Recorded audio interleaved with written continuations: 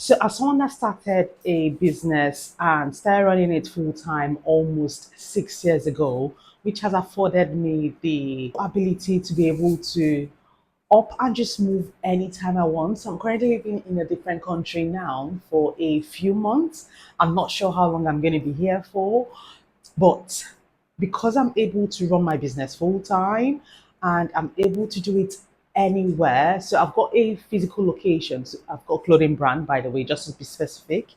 I've got a clothing brand and I've got someone that will usually pack my orders and ship it out and all of those things. Everything else can be managed remotely. So I'm able to see customers' messages, create content, and all of those nice things. My production is in the country I'm currently in. So doing this business has afforded me the lifestyle that I currently live, and I'm able to up and travel with my kids and just live life like I want. And I'm just really thankful I'm able to live this life, and I'm also like just really grateful to God for giving me the strength and the wisdom and these everything to push through and just make it work. So today I'm going to be discussing three things I would do differently if I was starting a business all over again in 2026. So let's get into it. First things first, I would build an audience before I build the business. Let me explain. So when people are trying to start a business, I mean, I've spoken to so many people that are wanting to start a business. They'll usually just call up and say, "Can we have a quick chat?" And we'll just chat for hours on the business ideas they're looking to do. And what I find very interesting is I'll usually start with, "What's your social media handle?" And they don't have anything. You mean you're just focused on trying to build a business? Like you have to build an audience first, which is something I always tell them. I'm like, before that product even goes live, the first thing I need you to do is go create a social media page. Instagram, TikTok, Facebook, Pinterest, Snapchat, anywhere you can focus on, even on YouTube as well. Create a social media presence. Focus on building a social media presence for weeks before you even launch that product, because then you have created a community of people that are waiting to see what you're about to release or what you're going to launch and all of that.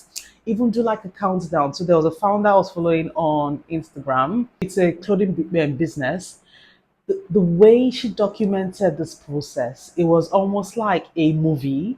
It was so fun to watch. There wasn't a lot of camera equipment and all of those things. It's just simply her phone she was using. But when she like designed the idea, she documented it and also talked about why she was starting it. When she went to see her manufacturers, like literally taking us through all the process of starting the business.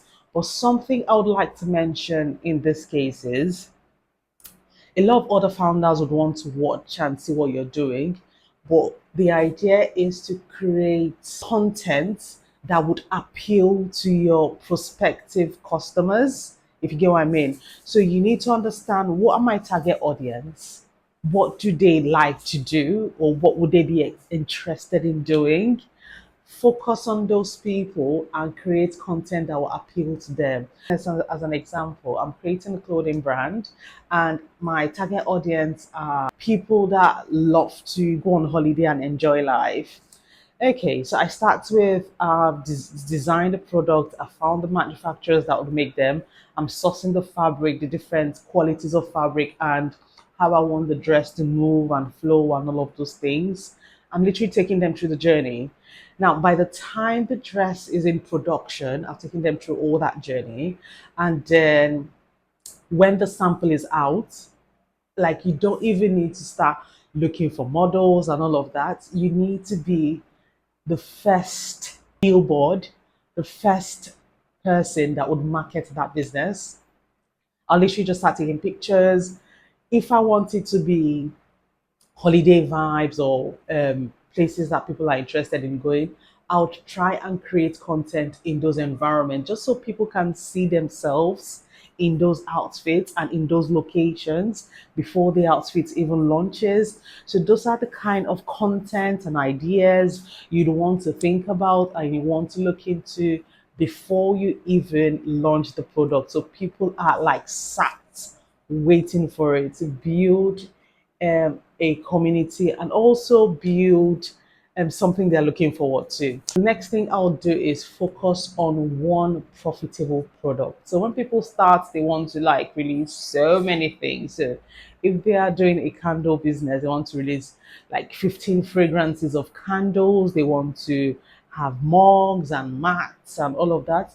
If it's printable, like print on demand, then that's fine. You're trying to try out so many products to see which one would work. But if you're making the product by yourself, you need to figure out what's the best product I think would do well or look well for my prospective customers or for my prospective clients. So you want to do one product, few quantity runs to see how it goes before you start to expand, because a lot of business owners just get very excited with, oh, I'm about to be a CEO, I'm about to be a business owner, and they're like getting so many products at once, and those products end up sat on the shelves collecting dust, and that's not what you want. So the idea is start with few products runs, start with few batch quantities, see how it goes and expand from there. By the time your business is like huge or massive, you can decide to start doing like 10 products or 15 or whatever amount you're comfortable with releasing or whatever amount your pocket is able to afford. Shit. They have literally just taken the light. Oh my god. The solar has gone off. The solar has gone off. We'll come back to this.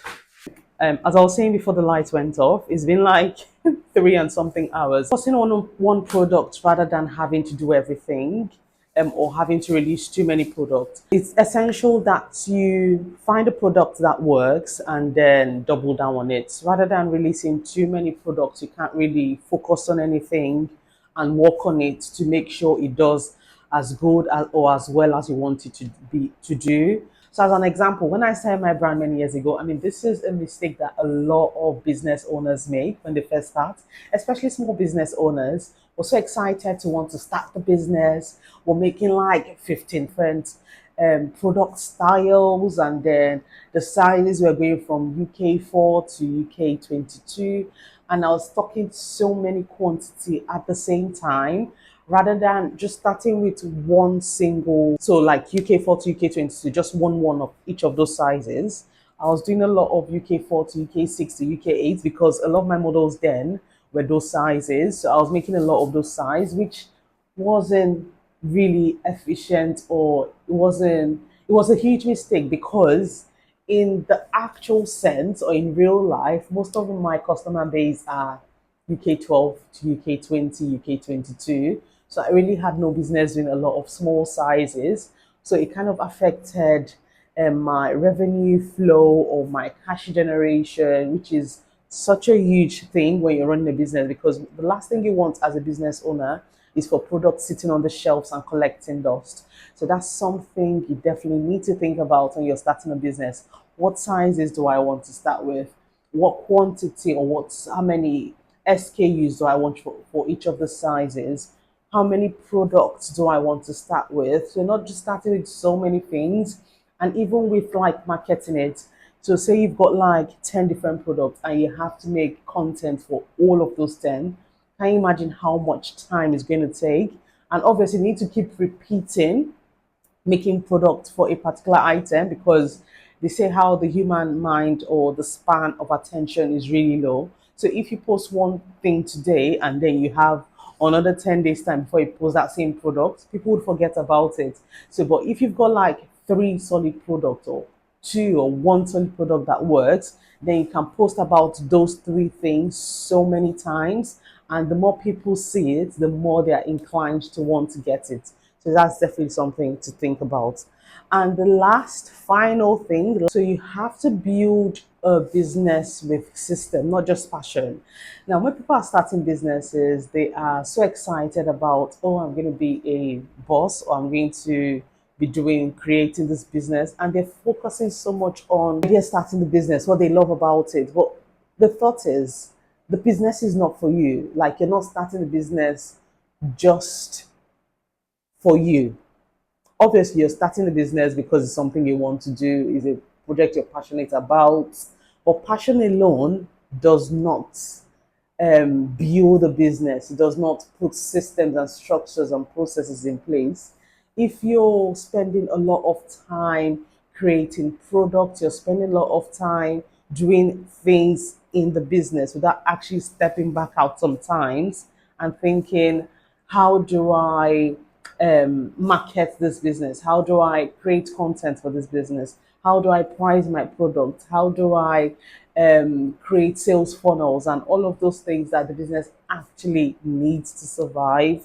You're going to go come tumbling down very soon. So passion alone does not drive a business. You have to have strategies in place, you have to have systems in place, you have to have processes in place, you have to have like mentors and coaches or people that have done something similar to what you're doing, and you can learn from, you can pull knowledge or information from, not just hoping that you'd start and hopefully you just wing it and things will just fall into place like it needs to fall into place. No, it doesn't actually work that way.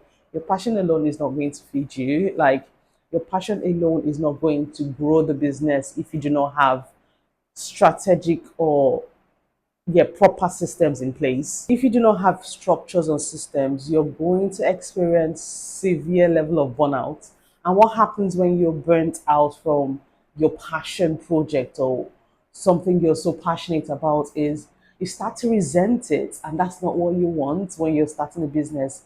So I'll give you an example. When I started my clothing brand, because I was so into like making the clothes, actually like loved the product of cutting out the patterns and designing the clothes and making it and all of those nice things. And orders started coming through, but not a lot because I didn't actually have the time to like create content for it, or I didn't have the time to market the business. The cash flow wasn't as much as what I would have expected, or if I was able to get somebody else to assist with a few things, I started getting like really stressed or really tired from just doing everything. And coupled with this, I was also working a 9 to 5 role. So when I tell you it was taking a toll on me, it was. So I had to step back for a minute and think, what's the best way I can still do this business, but without being burnt out or without being drained or without being overworked. So I had to find like tailors that would do it's a ready to wear business. That was the idea I was trying to create. But when I first started, I would usually like make it when people actually placed orders for it. So I had to find a way to find a manufacturer and people that would create it, create the pieces I was designing, like mass produce it. So when someone orders, I don't have to do everything from scratch. I'll usually just go to the shelf, pick it up, and package it and ship it to the customer, which is what I currently do, or which is what the my assistant would help me do. So if someone orders now, we go get it from the shelf and pack it off. At some point, I will still want to go back to the made to order like custom sizing, but the price is not going to be like a ready to wear size, because what I was doing then was I would put the skirt up for like £30 or £35. I'm not calculating my hours. I'm not calculating the cost of actually even producing the items and all of those things that comes with making an outfit. The prices were really low, and obviously when prices are really low, you're working twice as hard for a little amount. Whereas if you had like 15 people doing the same thing, you can still price it like that. But I had to increase my price because the amount, by the time I went back and sat down and like reviewed the price, the math wasn't matching. So we had to like double the price, or even in some cases triple the price, just so it makes economical sense for me as a business owner and even the tailors that are working for me. So those are things you need to actually think about, because oh, I love to sew is not enough. It's not going to feed you. You're going to get yourself overworked. You're going to like keep making so many items for very little price, especially when it's like that type of thing that takes a lot of time, and then you're paying, the money is not equating. So if I decide now that I want to go back into doing made to order, then there's no way I'm charging you less than 150 or 200 pounds, because it needs to equate my time and the hours I'm putting into making that outfit. So yeah, that's it from me, guys. Hopefully you enjoyed the content of this video. If you're a business owner or you really keen to start a business in 2026, leave that in the comment section and let me know what you've learned if you're already running the business. And if you're looking to start a business, let me know what kind of business you're looking to start, and I'll do well to go check it out. Thank you guys so much for watching. I'll see you guys in the next one. Take care. Bye.